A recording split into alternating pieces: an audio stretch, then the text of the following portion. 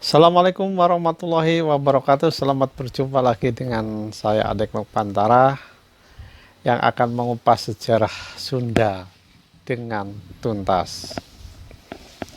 Baiklah, pada kesempatan ini saya akan membahas tentang sejarah kerajaan Tarumanegara. Jadi pada pertemuan kedua kita berbicara tentang Salakanegara, sekarang beralih ke Tarumanegara.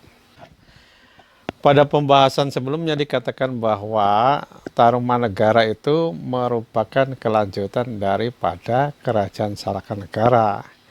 Karena raja terakhir dari Salakanegara, yaitu Dewa Warman VIII, mewariskan kekuasaannya itu kepada menantunya yang bernama Raja Dirajaguru Jayasingawarman, yang kemudian ia memindahkan ibu kotanya dari Salakanegara ke Tarumanegara. Sebelum ditemukan naskah Wangsakerta, sebenarnya keberadaan Raja Dirajaguru juga sudah diberitakan dalam prasasti yang dibuat oleh Purnawarman.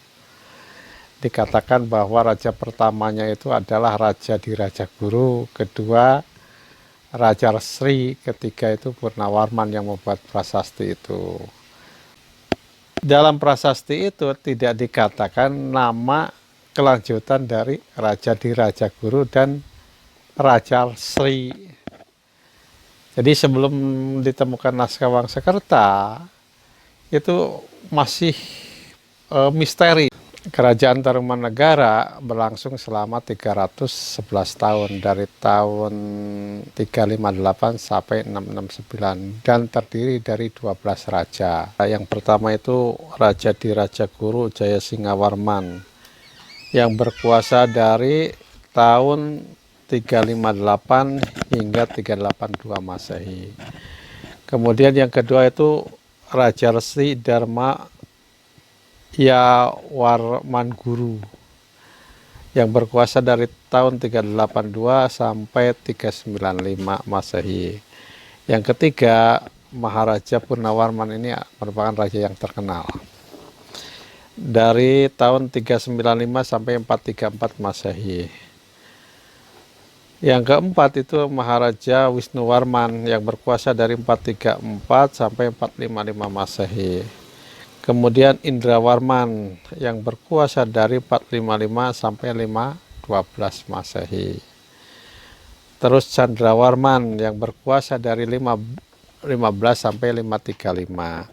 Suryawarman yang berkuasa dari 535 sampai 561 Masehi. Terus Kertawarman 561 sampai 628 Masehi. Sudawarman dari 628 sampai 639 Masehi. Terus Hariwangsawarman dari 639 sampai 640. Terus Nagajayawarman dari 640 sampai 666. Dan terakhir itu Prabu Linggawarman dari 666 sampai 669. Raja berikutnya adalah menantu dari Linggawarman, yaitu Prabu Tarusbawa, memindahkan ibu kotanya ke Sunda.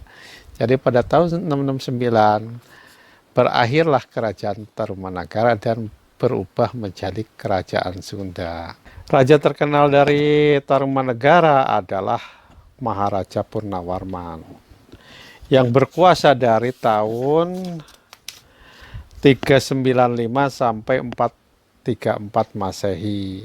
Purnawarman ini banyak meninggalkan prasasti. Setidaknya ada 7 prasasti yang dikaitkan dengan kerajaan Tarumanegara yang dibuat di era Maharaja Purnawarman, seorang maharaja yang sangat hebat. Purnawarman itu di samping memindahkan ibu kotanya dari ibu kota lama Jayasingapura ke Sundapura, dia juga banyak memperkokoh dan memperindah sungai-sungai yang ada di wilayah kerajaan Tarumanegara.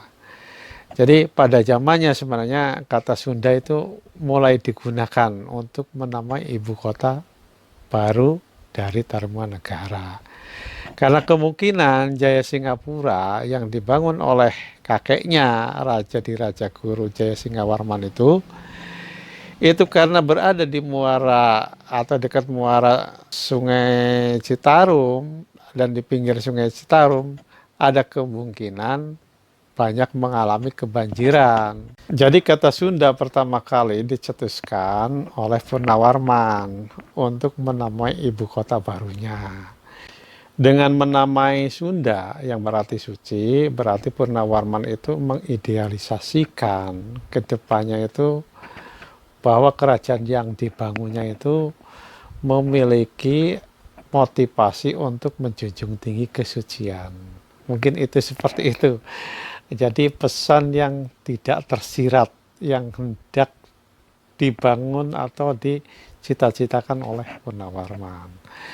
Dan nama Sunda itu kemudian menjadi kerajaan di era Tarusbawa. Karena Tarusbawa kemudian menamai Tarumanegara itu dengan kerajaan Sunda. Jadi sebenarnya masyarakat Sunda itu harus mulai mengkaji sejarahnya, karena sejarah Sunda itu sangat menarik untuk dikaji. Karena banyak hal-hal yang mencerahkan dari sejarah Sunda itu sendiri. Demikian. Assalamualaikum warahmatullahi wabarakatuh.